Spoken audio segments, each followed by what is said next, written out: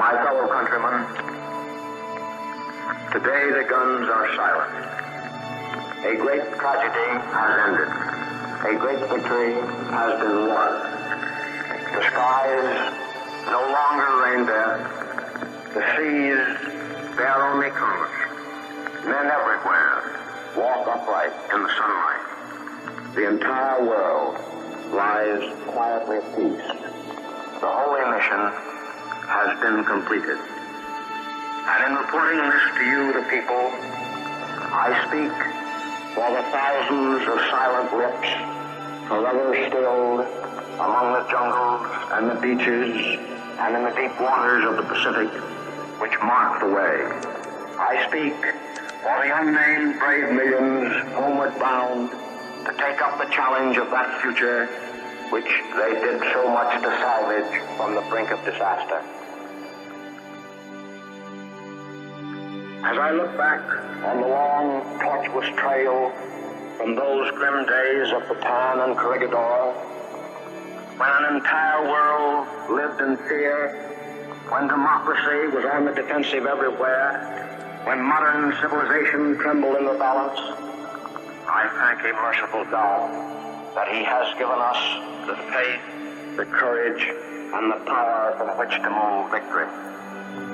We have known the bitterness of defeat and the exaltation of triumph. And from both, we have learned there can be no turning back. We must go forward to preserve in peace what we won in war. A new era is upon us. Even the lesson of victory itself brings it profound concern, both for our future security and the survival of civilization. The destructiveness of the war potential through progressive advances in scientific discovery has, in fact, now reached a point which revises the traditional concept of war.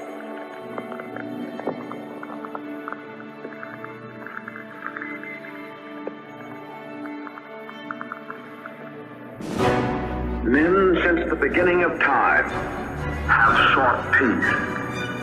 Various methods through the ages have been attempted to devise an international process to prevent or settle disputes between nations. From the very start, workable methods were found insofar as individual citizens were concerned. But the mechanics of an instrumentality of larger international scope have never been successful. Military alliances, balances of power, leagues of nations, all in turn failed, leaving the only path to be by way of the crucible of war. The utter destructiveness of war now blots out this alternative. We have had our last chance. If we do not devise some greater and more equitable system, Armageddon will be at our door. The problem basically is theological and involves a spiritual recrudescence and improvement of human character that will synchronize with our almost matchless advance in science, art, literature, and all material and cultural developments of the past 2,000 years.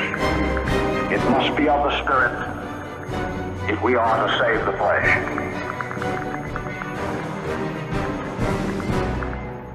We stand in Tokyo today, reminiscent of our countryman Commodore Perry 92 years ago. His purpose was to bring to Japan an era of enlightenment and progress by lifting the veil of isolation to the friendship, trade, and commerce of the world.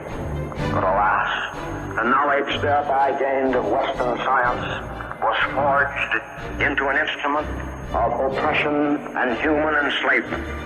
Freedom of expression, freedom of action, even freedom of thought were denied through suppression of liberal education, through appeal to superstition, and through the application of force. We are committed by the Potsdam Declaration of Principles to see that the Japanese people are liberated from this condition of slavery. It is my purpose to implement this commitment just as rapidly as the armed forces are demobilized and other essential steps taken to neutralize the war potential. The energy of the Japanese race, if properly directed, will enable expansion vertically rather than horizontally.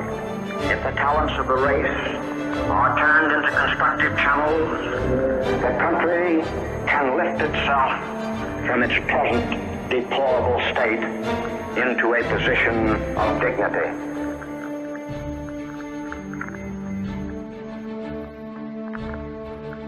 To the Pacific Basin has come the vista of a new, emancipated world.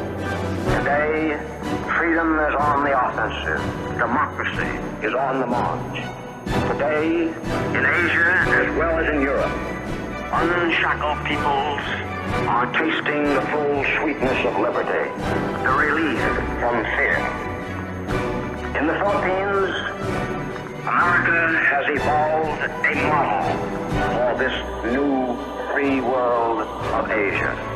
In the Philippines, America has demonstrated that peoples of the East and peoples of the West may walk side by side in mutual respect and with mutual benefit. The history of our sovereignty there has now the full confidence of the East. And so, my fellow countrymen, today I report to you that your sons and daughters have served you well and faithfully with the calm, deliberate, determined fighting spirit of the American soldier and sailor, based upon a tradition of historical traits as against the fanaticism of an enemy supported only by mythological fiction. Their spiritual strength and power has brought us through to victory. They are homeward bound. Take care of them.